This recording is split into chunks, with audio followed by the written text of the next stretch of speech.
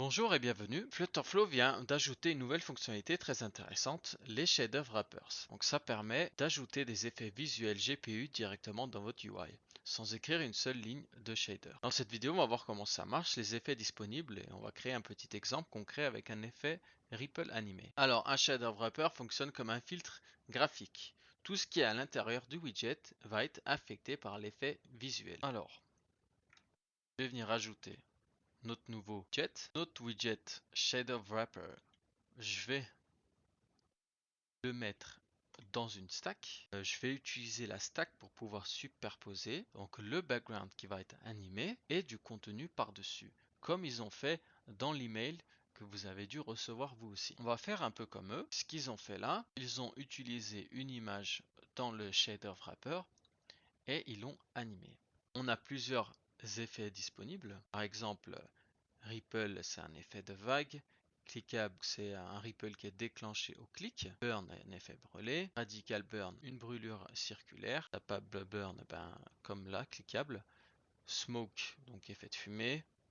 Radial smoke, circulaire, de la fumée. Câble fumée. Pixel dissolve, c'est une disparition pixelisée. Radial, donc c'est en circulaire. Tapable, donc quand on tape. Et un slurp, c'est un effet liquide déformation. Nous, on va rester sur du ripple. On va mettre une image dedans.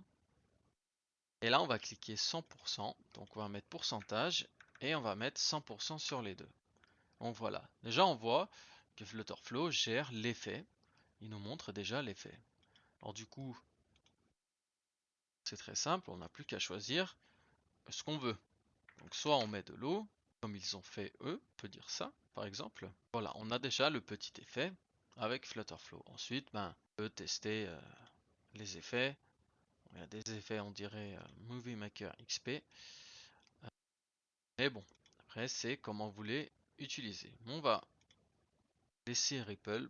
On va essayer de reproduire un peu ce qu'ils ont fait dans les mails. Donc maintenant qu'on a fait ça, on a les effets ici. Background color, donc c'est la couleur du shader, donc le background. Origine XY, donc le point d'origine de l'effet. Fréquence, donc la fréquence des vagues. Le nombre de vagues. L'amplitude, donc l'intensité de l'effet. Et la vitesse. Jouant avec ces paramètres, on peut créer des effets visuels très différents. On va aller essayer de créer un truc assez lent parce que quand même pas casser les yeux aux gens. Donc ensuite, une fois que vous avez créé votre background animé, eh bien on va vouloir afficher des choses par-dessus. Donc ce qu'on va faire, c'est qu'on va cliquer sur le stack, rajouter une colonne. Donc vous voyez qu'elle se met par-dessus. Et puis là, on n'a plus qu'à mettre, par exemple, une icône. La colonne, je vais mettre à fond padding. Et l'icône, par exemple, je vais la mettre ici.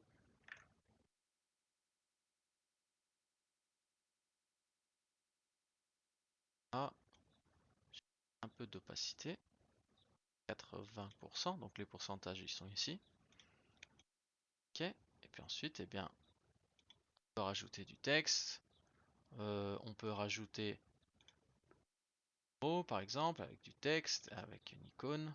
Là, on va dire 8 ici, on va décoller un peu ça.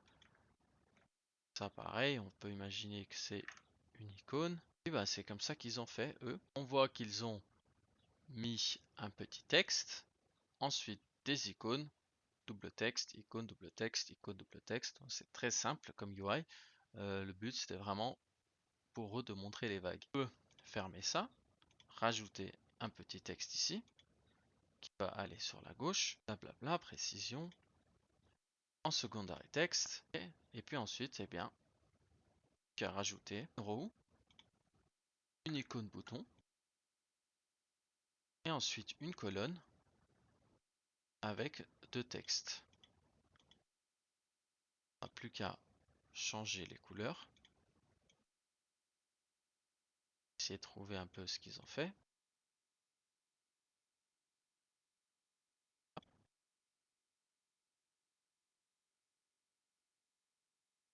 Et puis, on va pousser à 10. Là, on a juste à faire respirer le tout. Voilà, en 2-3 mouvements, on a leur truc. Voilà, fait très simplement. C'est juste pour vraiment présenter le widget. Là, on va s'en passer un peu. Donc après, on n'a plus qu'à dupliquer ça. Voilà, on a un peu ce qu'ils ont fait. Ensuite, eh bien, là, je vous montre comment l'utiliser. Ensuite, c'est à vous de tester un peu ce que vous voulez faire avec ça. Clickable, burn, etc. C'est à vous de voir comment vous voulez faire. Alors, attention, au moment où je tourne cette vidéo, le preset Clickable Ripple peut faire échouer le build en test mode. Le Ripple normal, il fonctionne. Je pense que le Flutterflow va devoir faire une petite mise à jour pour corriger ce bug. Et voilà, on teste l'application et on a l'effet qu'on a reçu dans notre email. Donc là où ça devient intéressant, on peut lier ces valeurs à des variables Flutterflow. Donc au lieu d'écrire une valeur fixe, par exemple comme 1 ou 2, on peut faire venir d'un état de la page. Par exemple, imaginons ici, j'ai un bouton et que j'appuie sur ce bouton, j'augmente l'amplitude et la vitesse. Du coup, l'effet devient plus visible et instantané. Ou alors, on peut imaginer un slider et on peut dire, avec le slider, on peut modifier la fréquence, les vagues, le speed, les speeds, etc. Donc si je bouge le slide, l'effet change en temps réel sans toucher le code. Ou autre cas réaliste, on peut varier le shader selon l'état de l'écran.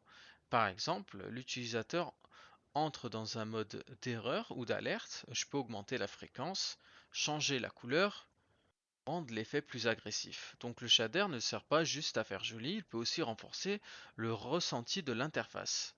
Comme les paramètres peuvent être reliés à des variables, on peut piloter l'effet visuel avec des actions Flutterflow. Donc le shader peut réagir à l'interface, pas seulement rester statique. Je l'ai peut-être pas dit, le background color, il sert à définir la couleur du fond du shader. Donc si votre widget n'a pas de fond visible, comme nous ici on a une image, alors le shader va utiliser cette couleur.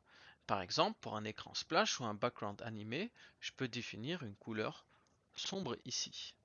Donc voilà cette petite vidéo pour les shaders de Flutterflow, une nouvelle feature vraiment intéressante pour ajouter des effets visuels directement dans votre UI. Si vous voulez voir d'autres nouveautés Flutterflow tutoriels pour construire des apps complètes, pensez à vous abonner et à la prochaine.